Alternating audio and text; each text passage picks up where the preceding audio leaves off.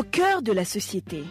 Au cœur de la société est une émission préparée en synergie par les radios Inzamba Agateka Kawe, Radio RPA Idjouya Nyagihugu, ainsi que la radio-télévision Renaissance. Le 11 mai, le monde entier a commémoré sa mort. 42 ans après sa disparition, la chanson de Bob Marley est toujours d'actualité grâce à son contenu. C'est son message transmis par ce chanteur-compositeur sur lequel nous allons nous focaliser dans le mini-magazine Au cœur de la société.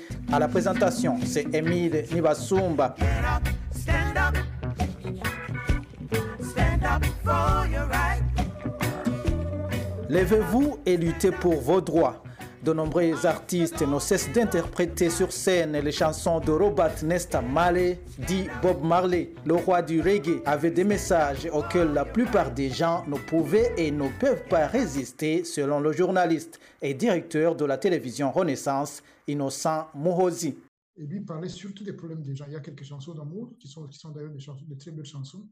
Mais l'essentiel de l'œuvre de Bob Marley et de beaucoup d'autres rastas, c'est vraiment le combat contre l'oppression, contre les injustices, contre la misère des petites gens, et contre les tyrannies et les guerres de pillage qui s'exercent à travers le monde. Donc, Bob Marley, c'est un peu tout ça. C'était un musicien, mais c'est devenu pratiquement comme un leader spirituel, un leader moral des centaines de millions de gens à travers le monde.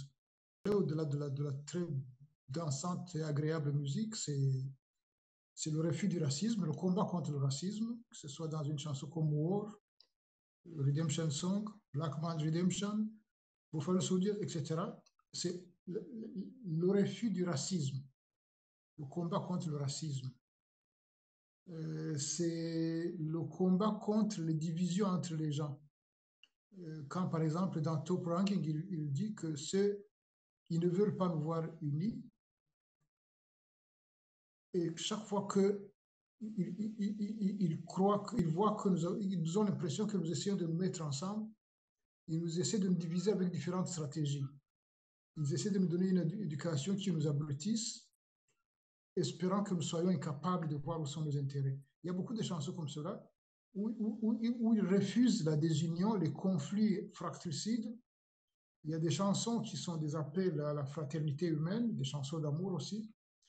Il y a des chansons, la plus célèbre en Afrique à un moment, c'était Zimbabwe, au moment où il y avait le combat pour l'indépendance du Zimbabwe. Et qu'un artiste de cette dimension-là fasse une chanson comme celle-là, une chanson de combat sans équivoque. De combat sans équivoque, quand il dit « Tout homme a le droit de choisir son destin », et il n'y a pas d'exception à cette règle-là, comme pour dire pourquoi vous ne voulez pas que certains d'entre nous aient le droit de se battre pour leur dignité quand vous reconnaissez la dignité pour les autres. Donc ça, par exemple, c'est vraiment une chanson politique par excellence et dans un contexte qui était un contexte extrêmement tendu où ça pouvait déraper dans une violence extrême. Et Bob Marley débarque avec cette chanson au Zimbabwe carrément nette comme celle-là. Africa Unite, l'unité africaine, la dignité de l'homme, mais également la ténacité. Quand il dit We Jah people can make it work, nous, le peuple de Jah, nous pouvons arriver à trouver des solutions à ces différents problèmes. Allons ensemble, come together and make it work. Il y a beaucoup d'autres chansons. Disons, son attachement à Jah, We Be Forever Loving Jah, etc. Donc, il y a vraiment diverses thématiques, mais qui toutes convergent vers une sorte d'élévation morale, spirituelle et un engagement politique sans équivoque. Y a-t-il un message à adresser aux autorités burundaises à partir du contenu des chansons de Bob Marley? C'est la question que nos confrères de la radio Inzamba ont également posée à Innocent Muhozi. Ceux qui tuent leur peuple, ce n'est pas parce qu'ils ne savent pas qu'ils font du mal. Ceux qui pillent leur peuple, ce n'est pas parce qu'ils ne savent pas ce qu'ils font est mal. Ceux qui font des guerres de pillage dans d'autres, qui envahissent d'autres pays pour leur positionnement stratégique par-ci, par-là, ce n'est pas parce qu'ils ne savent pas que ce n'est pas bon, c'est que c'est un choix qu'ils font. Cela, vous avez beau prêcher, ils n'écouteront jamais tant que vous n'êtes pas capable de leur opposer un obstacle qui les oblige à reculer et à accepter que vous avez le droit de vivre avec votre propre dignité et faire vos propres choix. Donc, ceux qui commettent des crimes, ce qui se passe chez nous, pour parler de notre pays, ceux qui tuent des gens depuis maintenant depuis 2010, un peu avant jusqu'à aujourd'hui, ce n'est pas qu'ils ne savent pas. Et c'est souvent des gens qui vont à l'église avec des Bibles, qui prêchent à l'église. Et ils savent tous que tu ne tueras point, tu ne prendras point ce qui ne t'appartient plus, pas, etc., etc. Donc, c'est des dirigeants, ceux qui se méconduisent ou ceux qui commettent des crimes, le font parce qu'ils ont ils croient que leurs intérêts privés sont plus importants que les intérêts de leurs concitoyens qu'ils sont censés diriger, dont ils sont censés être le leader. Ça, c'est une chose. Maintenant, pour ceux qui sont les victimes de cela, ceux qui sont ceux sur qui tombent ces comportements politiques criminels, c'est à eux maintenant d'avoir la conscience nécessaire, de ne pas accepter de se laisser diviser d'un point de vue ethnique, racial, régional, religieux, d'être unis, de se battre pour la dignité. S'appuyant sur ces messages de Bob Marley, Innocent Muhoozi estime que c'est l'unité des Burundais qui peut sauver le pays. Dans une interview qui a été remixée dans une des chansons qui ont été produites par un certain nombre d'artistes afro-américains, sur l'initiative, je crois, de Damian Marley, un de ses fils qui est un très grand arrangeur. Il y a une interview où il dit « Mais combien de temps allons-nous souffrir avant de comprendre que nous devons être unis ?» Combien de temps allons-nous souffrir avant de comprendre que nous devons être unis? Ce n'est qu'en étant unis qu'on arrive à avancer dans son combat pour la dignité humaine. C'est parce que les gens étaient unis qu'ils ont pu avoir des indépendances. C'est parce que les gens étaient unis que dans certains pays, ils ont réussi à se sortir de la tyrannie du fascisme hitlérien. C'est parce que les gens étaient unis qu'ils ont réussi à se libérer d'autres tyrannies dans différents pays du monde.